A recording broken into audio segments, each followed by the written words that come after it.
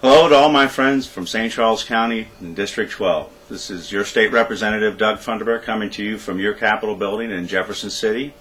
This is another busy week in the Capitol this week. Our biggest bill we worked on this week was House Concurrent Resolution number 7. The contents essentially of that resolution were as a legislator saying we are not accepting the state's tax commission's recommendation that we increase property taxes on farmers, especially for row cropping farmers. With the study that's been done by our research folks, it's pretty much been determined that this would be a very devastating impact. We have a very devastating impact on Missouri farmers. So we are poised to reject that recommendation and move forward with a better and more prosperous agricultural community in Missouri, because after all, that is the largest industry in our state. Another item that I finalized this week is my House Concurrent Resolution, which will be filed this afternoon. This is Thursday, where we are asking both the Missouri House and the Missouri Senate, as well as statewide elected officials, to send letters to our members in the U.S. Senate and ask them to not take up, or if they do take up the Waxman-Markey cap and trade bill, to not pass the Waxman-Markey cap and trade bill. As I'm sure most of you are aware by now, the cap and trade bill is nothing essentially but a huge tax put on top of all of our utilities, and that would have a devastating impact not only to the families of our state, but to industry across the entire state. And it affects our working families and the poor the most. We are also going to be sending letters to the EPA asking them to rescind their 2 negative findings of fact that we now know were based on false and credulous data. Data that was manipulated to give a certain outcome of reporting on what is the impact of CO2 on our environment, and this whole what I believe felonious theory of global warming.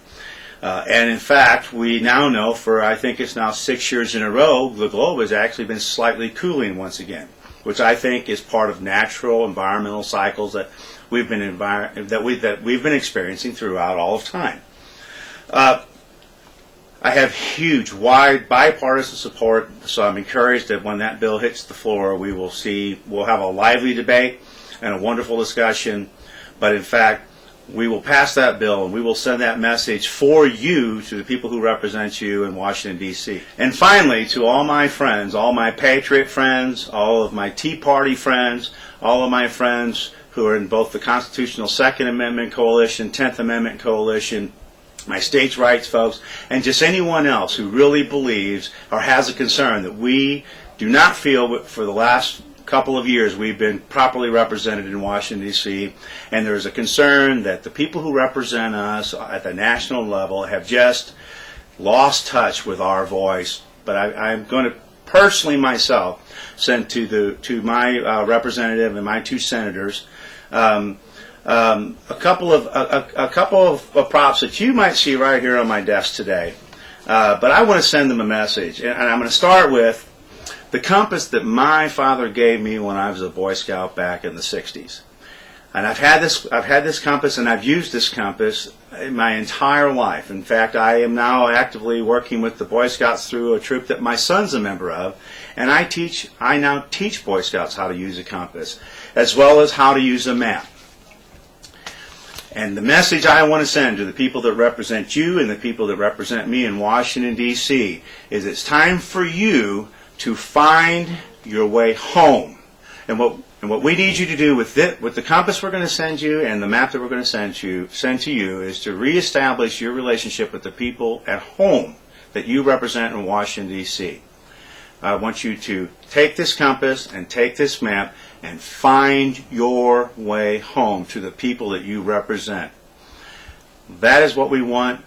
That is how we feel our voice is going to be heard, and you need to stand up and start listening to what we have to say. Folks, you can get yourself a 99-cent compass at your local 5 and dime, and I will personally give you for free. If you contact my office, I will personally give you a Missouri state map from my office, and I am asking you to also send the people who represent you in Washington, D.C. a compass and a map and tell them that they need to find their way back home to you, to listen to you and represent you in Washington, D.C.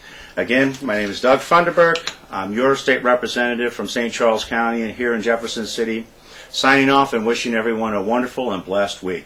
Until next week, God bless.